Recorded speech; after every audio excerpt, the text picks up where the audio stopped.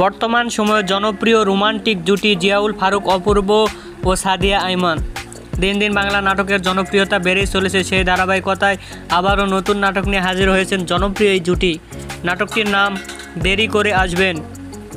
এই নাটকটিতে অভিনয় করেছেন বর্তমান সময়ের আলোচিত অভিনেতা জিয়াউল ফারুক অপূর্ব ও আলোচিত অভিনেত্রী সাদিয়া আইমান।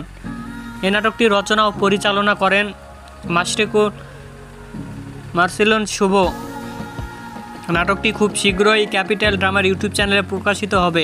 আপনারা দেখতে চাইলে অবশ্যই ক্যাপিটাল ড্রামা ইউটিউব চ্যানেলে চোখ রাখুন এবং নিয়মিত নতুন নতুন নাটকের আপডেট পেতে হলে অবশ্যই চ্যানেলটিকে সাবস্ক্রাইব করে রাখুন। পরবর্তী ভিডিওর জন্য অপেক্ষা করুন।